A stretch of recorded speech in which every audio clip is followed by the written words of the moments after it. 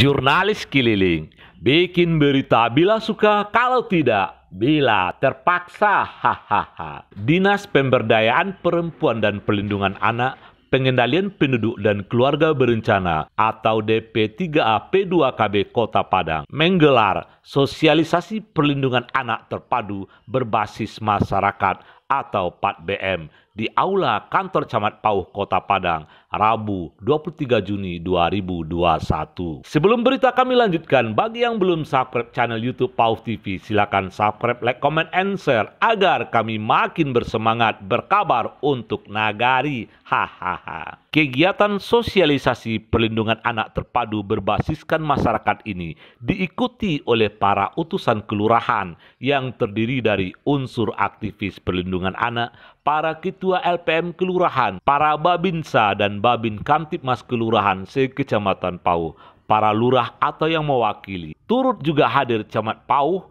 yang diwakili oleh Sekcam, Kapolsek dan Ramil Pauh atau yang mewakili. Kepala Dinas Pemberdayaan Perempuan, Perlindungan Anak dan Pengendalian Penduduk Keluarga Berencana atau DP3A P2KB Kota Padang, Edi Tiawarman mengatakan bahwa kegiatan sosialisasi ini diagendakan di setiap kecamatan di Kota Padang melalui perwakilan para tokoh masyarakat yang ada di setiap kelurahan. Diharapkan Pokja-pokja perlindungan anak terpadu berbasiskan masyarakat di kelurahan lebih berperan aktif mengawasi dan melindungi anak dari tindakan kekerasan. Output yang kita harapkan adalah bagaimana perlindungan anak dan perempuan di Kota Padang secara partisipatif dari masyarakat bisa dilakukan.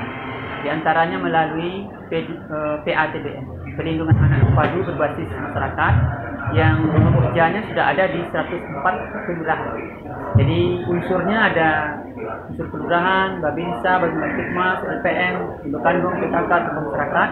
Kita berharap secara bersama-sama bisa mengetahui lebih cepat, lebih dini, tindak lanjuti lebih cepat kalau ada kasus terhadap kekerasan terhadap perempuan dan anak, sehingga angka kejadiannya bisa ditekan lebih awal. Kalau misalnya ada kejadian kasus atau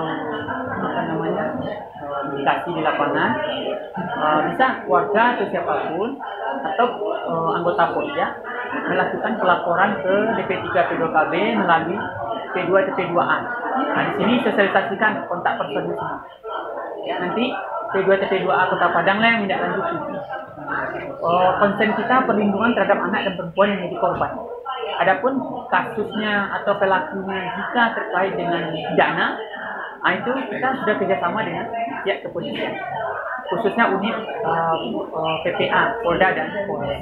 Oke Pak, terakhir Pak, dengan adanya kegiatan sosialisasi ini dengan melibatkan babinsa dan masyarakat, itu apa yang diharapkan kepada masyarakat setelah sosialisasi ini?